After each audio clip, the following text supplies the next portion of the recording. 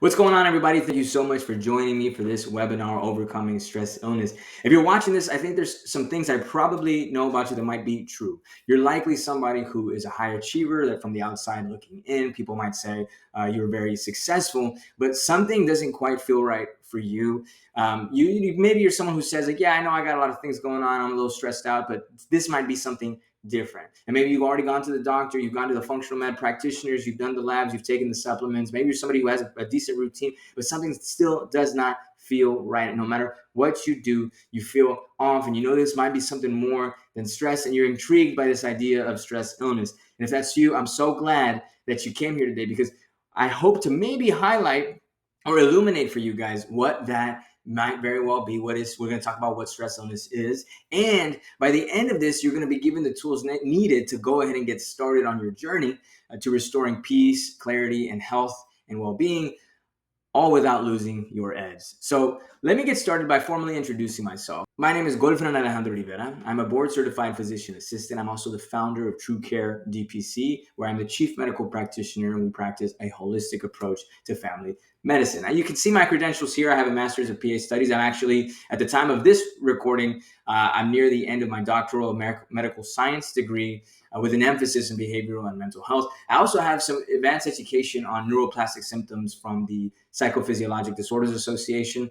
And before I was a PA, I was actually in psychological operations in the Army, where we learned to study human behavior and understand human motives in order that we could manipulate audiences and get them to do what are the things that we want them to do. So now, as a medical practitioner, I actually use a lot of that training to help me understand what's going on with my patients, to pay attention to the words that they're using and the mannerisms and kind of the unspoken things to help me understand more of what could possibly be going on under the hood. Some necessary disclosures. Look, you got to understand, I'm a medical practitioner, but this is not medical advice. Listen, if you are not an established patient of mine, nothing that I say here should be misinterpreted to mean that I am diagnosing or treating anything of yours. Again, if you're having concerns that need to be medically evaluated, you really should go and do that. And one of the underlying assumptions here is that you've already done that, and a lot of the dangerous stuff has been ruled out. And so we're looking at something a little bit different, something that's often not considered in medicine. I want to talk to you a little bit about how I got here, right? Sometimes people are surprised to see a medical practitioner doing this kind of thing. So I want to explain what's going on. See, I never really intended to get into medicine. I'm not a big fan of our healthcare system here in the United States, never have been, still am not. But through a series of events, I finally found myself applying and completing PA school.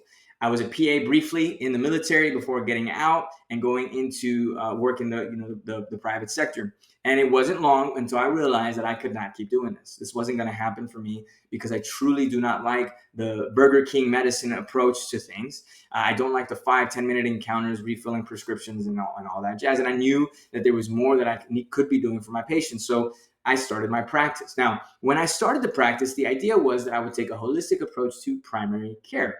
However, shortly after starting, I actually came across a client who, for various reasons, was unable to enroll as a patient, but they could be a client. And so what that meant was that I could not diagnose or prescribe anything, but I could coach them regarding lifestyle decisions and choices to help them with their health. Now, this individual had a substantial amount of health issues, documented health issues, prescribed multiple different types of medications, including narcotics. On a regular basis, was needing to be prescribed things like steroids and antibiotics. And so they had a very well-documented complex history of health concerns that had affected them, but they wanted to take a different approach, emphasizing diet and lifestyle and exercise and these kinds of things. Okay, well, after our first session, I decided to ask them a question that I'm going to be asking you at the end of this. And the question was intentional. It was meant to get some gears going. What I did not expect, however, was what I would see in the time that followed with this individual. This individual came back to me, and they had already reported improvement in some of their symptoms. They said after all these years in their life, the question that I asked really shook something for them, that despite their background and despite their experiences, things that they thought that they understood, when they were confronted with that question, it really struck them and caused them to reevaluate a lot of things that actually resulted in some improvement of symptoms. That was super interesting. We started on this journey and we worked on ultimately the 5 pillars of health. that I will talk about later on in this video. By the time our work was done, they had reached out to me to let me know that they had gotten off the vast majority of their medications and were working on finishing getting off the last bit.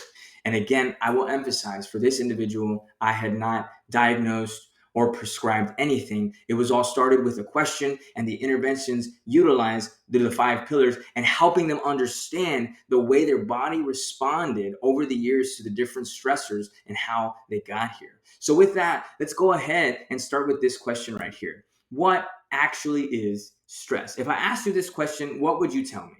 Would you say that it's mental? Would you say that it's physical? When I ask people, sometimes they say it's both. The truth is stress is our body's physical response to various internal and or external stimuli. Okay, stress is 100% physical. It's a physical process that our body goes through, and we're going to explain that process in a little bit here.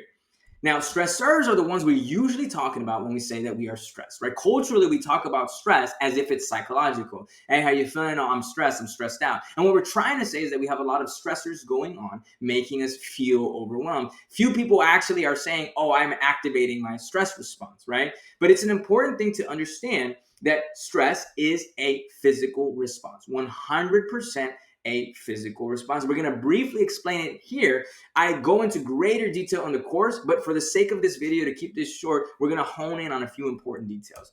This slide right here is a little bit busy. Don't worry, we're going to focus here on the right side. On the right side is the HPA axis. The HPA axis stands for hypothalamus, pituitary, adrenal axis, and we call it that because of the relationship between them. What I want you to notice, I'm going to highlight for you, is that over here off to the side, we're seeing a stressor come along and activate the HPA axis. Now, through a series of different networks, ultimately the hypothalamus is going to receive a signal, right? Once it receives that signal from the brain, and that, again, these stressors can be from inside the body, they can be from outside the body, but ultimately the stressor interpreted through the hypothalamus then communicates to the pituitary gland, releasing a hormone called corticotropic releasing hormone, CRH. The pituitary gland will then release another hormone, ACTH, adrenocorticotropic hormone, and that will act on the adrenal glands, causing the release of cortisol. Now, I know that today, in today's day and age, cortisol has been demonized, especially online and social media. It is blamed for a lot of terrible things. But the truth is that cortisol actually has a lot of important functions for us as a part of the stress response. First of all, one of the things that cortisol helps us do is focus, right? And focus, I think, is a good thing, especially for you guys listening. Maybe you would like a little bit more focus, right? Cortisol in the acute phase helps with the immune response, helps modulate the immune response so that we're not dealing with a bunch of inflammation at the same time that we need to be activated. And interestingly, again, in the acute phase, it can help to dampen the activity of sex hormones, right? Which, believe it or not, is important because if we are in a high stress environment, you don't want to be distracted with extracurricular activities. Additionally, cortisol, the presence of cortisol in the acute phase helps with the movement of electrolytes, again, for cell function and activation. It also helps to increase our blood pressure so that we can get perfusion into our cells and in our muscles and again to our brain. And lastly, and very importantly, it helps to mobilize blood sugar again as a source of energy for our brain and our muscles so we can respond to these different things, right? So hopefully you can see these are all beneficial results of the release of cortisol in the bloodstream. I promise you, cortisol is not by itself evil. Now, coming back to this, we've already looked at the right side. I want to now focus on the left side. The left side is highlighting the autonomic nervous system, specifically the sympathetic chain that runs from the brain down the spine, right? And you'll see that it has an arrow directly pointed to the adrenal glands. And what that's communicating is that this sympathetic chain has a direct connection to the adrenals, causing the release of adrenaline. So when the stress response is being activated, not only are we getting cortisol coming from the adrenals, we're also getting adrenaline. And these two structures, right, that are ultimately in the nervous system are affecting all of this, okay? From our salivary glands down to our digestive tract, our entire circulatory respiratory system, everything is being affected on by adrenaline and cortisol as this stress response takes place, this physical response to stressors. And that's a good thing when you're this man getting ready to go to war. You want that focus. You want that blood sugar up. You don't want focusing on sexual activities at this time. You want your pressure up because you want to be ready to fight. You also want this when this guy's staring right at you and you're in a room, or you're going to have to get ready to run away from this creature, right? You want that kind of response. What surprises a few people is that that's actually the kind of response when you are exercising. You want to be able to mount a stress response during exercise. And it's very useful when you got a deadline and you're working on some projects that you got to get knocked out. The stress response in the acute phase is actually super helpful. And it's an important thing to understand that it is useful and it is necessary for our well-being. And these are just a few examples where being able to mount an effective stress response is phenomenal for our health. However, right, sometimes that which is good can become bad. And sometimes stress can come to a point where we actually begin to experience what I call stress illness. Now, again, remember, cortisol has many beneficial effects, but it does in fact have some negative effects when it's being released in amounts or frequencies that are actually detrimental to our health. For example, even though we just mentioned how in the acute phase it can help with immune activity, as this continues to be raised up, if your stress response is frequently happening and cortisol is being released, you can actually dampen immune activity and hamper what we call T cells, which are the kind of cells that actually are like security guards in our system, looking out for viruses and looking out for cancers and things like that. So that's a problem, right? Because if cortisol is lowering that, guess what it's doing? It's increasing our risk for disease and infection. It also lowers the availability of what we call B cells or plasma cells, which are like our memory cells. And these are part of the immune system that adapts so that it is better able to respond to infections and invaders in the future. So frequently elevated cortisol can dampen that, and that's a problem, right? The third thing that it can do is, instead of down-regulating inflammation, it could actually up-regulate inflammation. And we now know we can measure the presence of these inflammatory markers, and cortisol plays a role in that. It can also throw off the very cells in our immune system that are supposed to regulate. So it dysregulates the regulators, and that becomes a problem.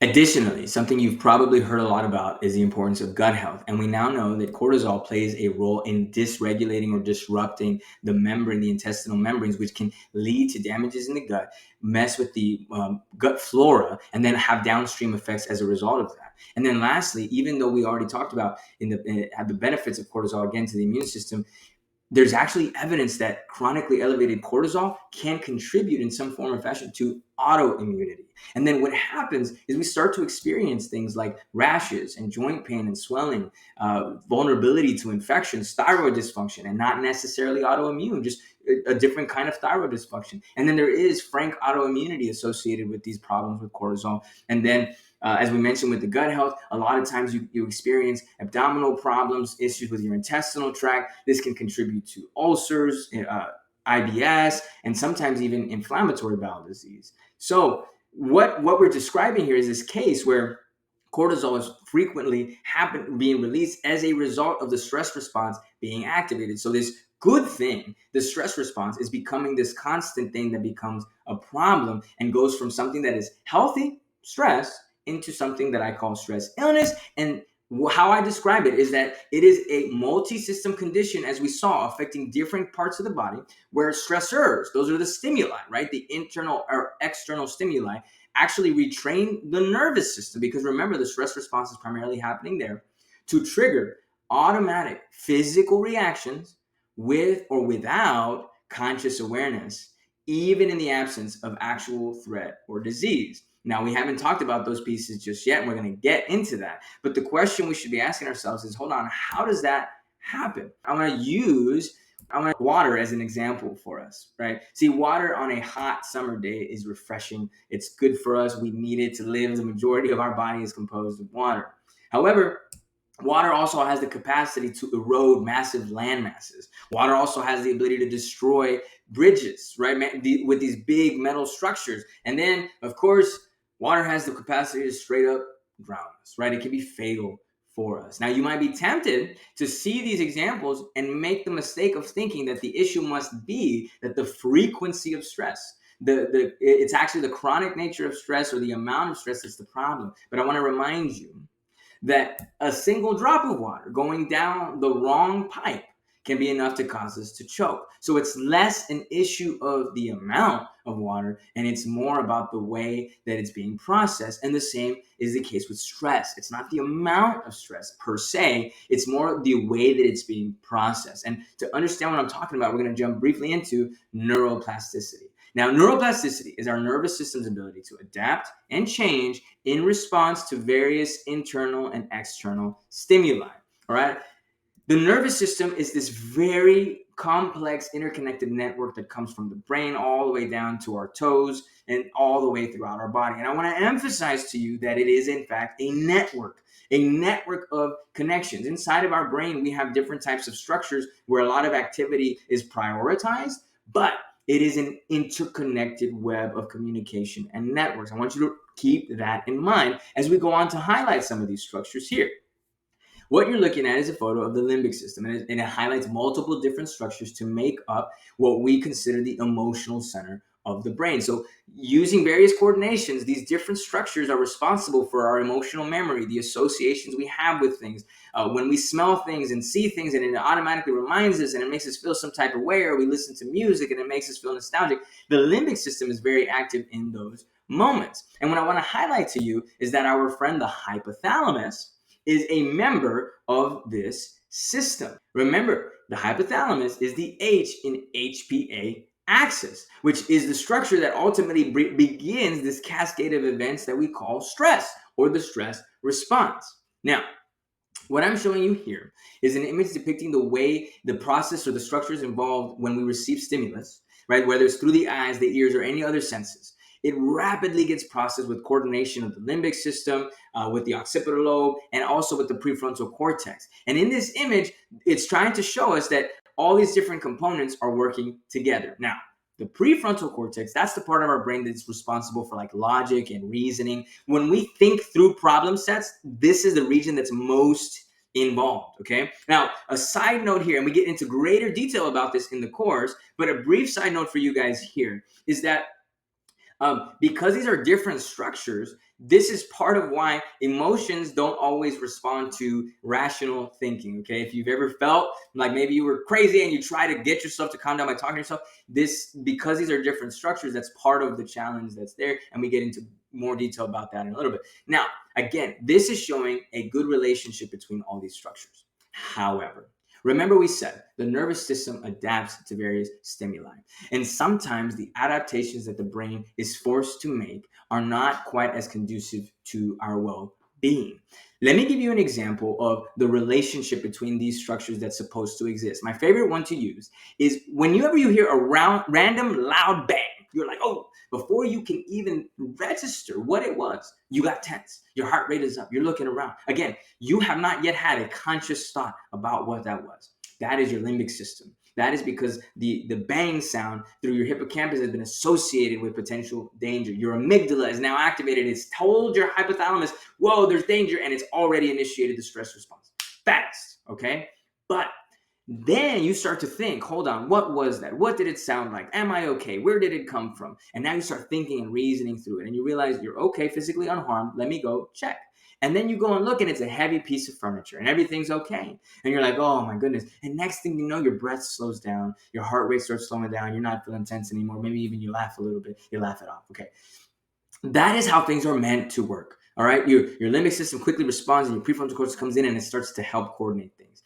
But as we mentioned, the brain adapts. And sometimes our brains are forced to adapt in a way that results in a disconnection between our prefrontal cortex and our emotional centers. Now, this disconnect is not a physical disconnect, but a deficiency in the communication. Think about it like when you learn a language in high school that you haven't used in 10, 20 years, right? You might remember a few words, but you can't begin to put a sentence together, okay? It's kind of like that. It's not completely gone or erased, but it's not as efficient as it could be. And here's an important thing to understand. As you can see here, there are still signals being received.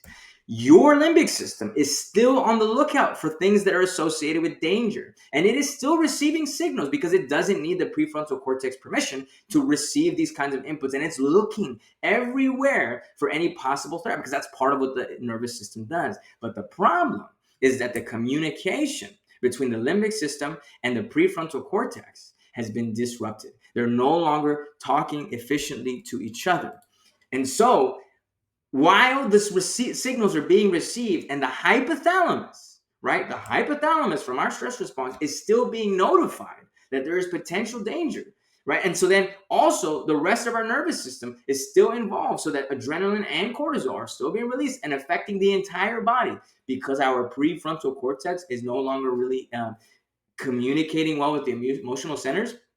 We are consciously not aware that our brain is perceiving danger, and we're sitting here looking like, what's going on, right? What's going on? Meanwhile, our chest is starting to hurt. Our head is starting to hurt more often. We're having difficulty with bowel movements. We're starting to have more back pain and joint pain and aches and pains. And really what's happening is this. The entire body is being activated time and again without communicating with that conscious part of the brain. Now, like I said, I go into greater detail in this in the course, but I think for now, we are ready to move on to what do we do about it. And this is where I like to introduce people to the 5 pillars of health. Like I said, this is the framework that I use to help assess and address. The first pillar that I like to talk about is nutrition. How much you eat, what you eat, and why you eat. Now, that why you eat, in my opinion, is the most important because remember, we're talking about the things that are going on in the brain and the emotional centers of the brain. And some of you are already familiar with how the emotions can be around nutrition and around the things that we eat. These are things that we go into greater detail in the course, describing the difference between good and bad food and what that really means. We talk about portion control, macronutrients, and again, there's a whole lesson on understanding the why we eat in our relationship with food. The second pillar is movement, okay? Movement is a component of our activities of daily living as well as exercise. They are not the same. They overlap, but they're fundamentally different. And those are things that I explained in the first lesson of the second of that module when we talk about movement. Strength, endurance, and mobility, what are they? How do you incorporate that? And then in the actual course, you're given a kind of template to aim for so that you can make movement a lifestyle. Now, pillar number 3 is sleep. Sleep is the thing that high achievers have a tendency to put off to the side as if it's a luxury. But the thing is as you would learn in the module on sleep, it is sacred. All right. Sleep is sacred. There are many biological benefits, as well as by extension, psychological benefits to prioritizing sleep. And so in the course, we talk about how to improve your sleep hygiene and what you can do when sleep doesn't come because it is so important. The fourth pillar that we talk about is relationships. This surprises a lot of people, but as you're going to learn in the course, relationships, they literally shape our physical development. All right. Conflict is not neutral. I hope you understand now, stress is physical. And so stressors from relationships will activate the stress response. And sometimes are the primary reason why our nervous system has to change. And so we need to learn how to look to our past, not, into our childhood, our adolescence, or our younger years, or even more recently in the things that have affected us recently. But we have to learn how to look back so we can move forward, learning how to communicate effectively, and when necessary, setting boundaries, how to repair relationships, and how to know when it's time to let go.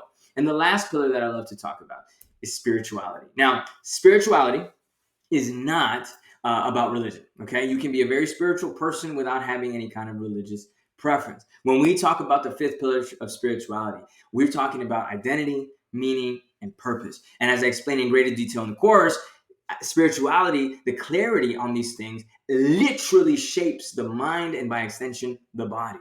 And we need to learn how to live with intention and how to focus on this pillar so that our mind, our brain works for us. Now, these 5 pillars, I consider nutrition and movement the bottom-up approach, meaning the emphasis of nutrition and movement is to really focus on the physical body, kind of from the foot up to the neck, so to speak, right? Not that nutrition and movement doesn't have an impact in the brain specifically, but what I'm saying is these strategies, which I usually start with these, help to provide physical support to the body. Now, the top-down approach focuses on what's going on here. That's why I call it the top, here inside the brain. Okay, that's why I call it the top-down approach. The way that we think, as I mentioned already, literally affects our physiology, right? And so this would be the top-down approach. And the bridge between these two is sleep. As I already mentioned, it is in fact sacred. And in sleep is where recovery from the movements that we did, from the exercise that we did, where nutrients are really utilized for repair.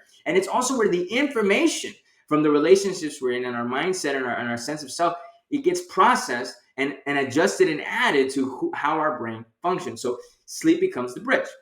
Now, like I said, normally I work my way from left to right with a bottom up first and then a top down approach. I find that clients really like this, especially if you are struggling with stress illness.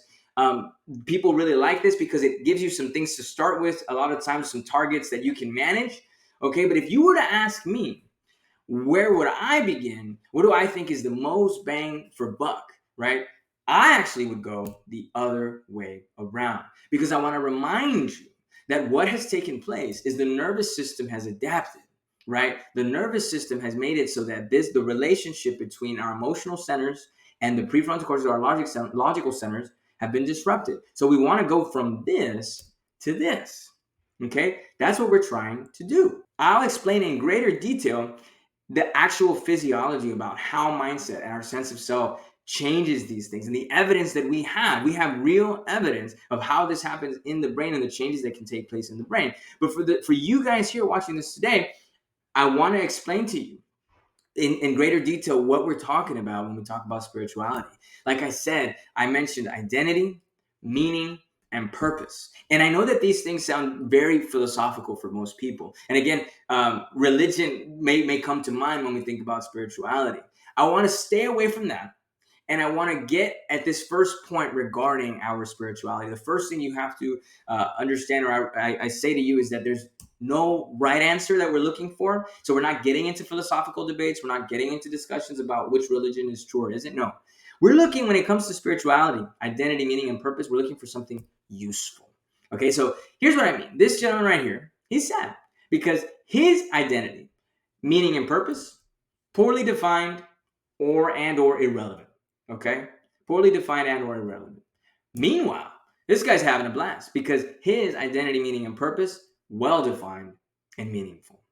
And it's not like this or that. I think about these as more on a spectrum, okay? Where yes, being on this left side, poorly defined and irrelevant, that's not where you want to be, right? Hopefully you want to be here with this guy. Now, the thing is, what you'll notice, well-defined and meaningful, it's not about it being right. It's about it being something that you can clearly articulate and that it actually matters to you.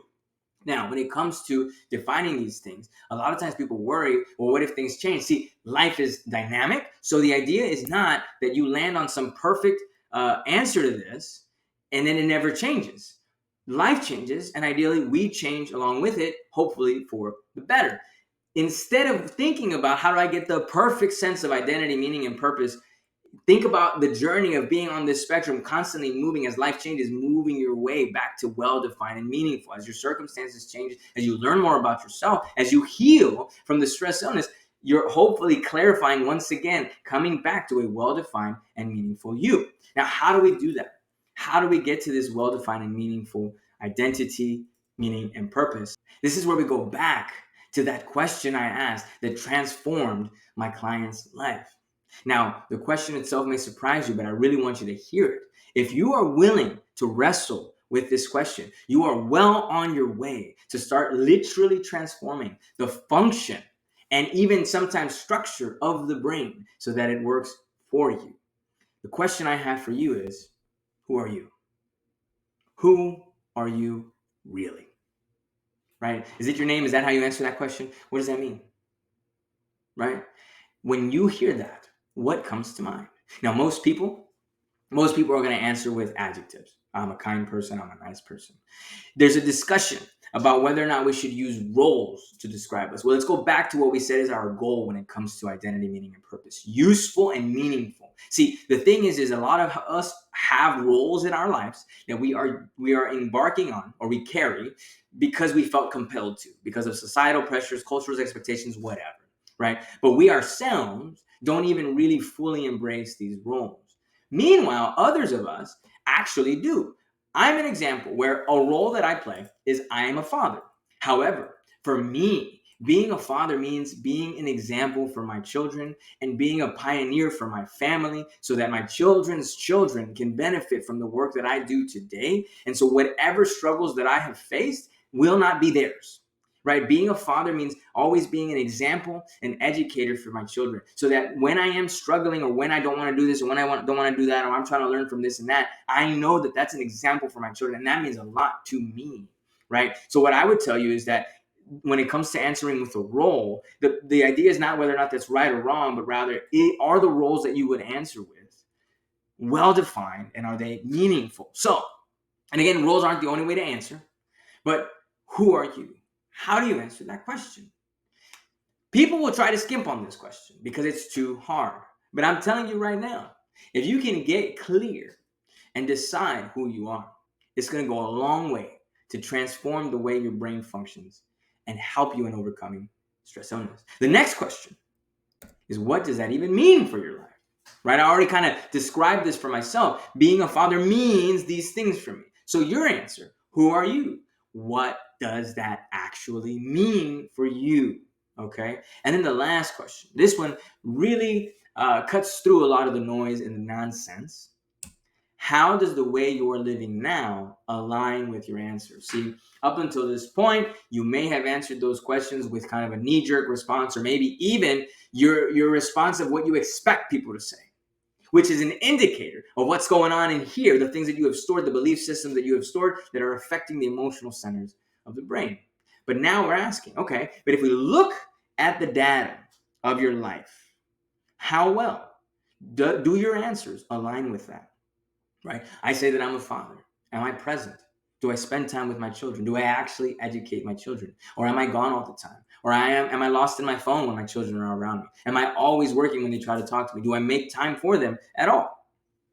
If that's the case, maybe that's the problem, is that I consider myself a father and yet the way I'm living does not align with that. I tell you right now, that incongruence can be perceived as a threat by the nervous system, and it causes tension, not just psychological, physiologic tension. So putting it all together, who are you? What does that actually mean for your life?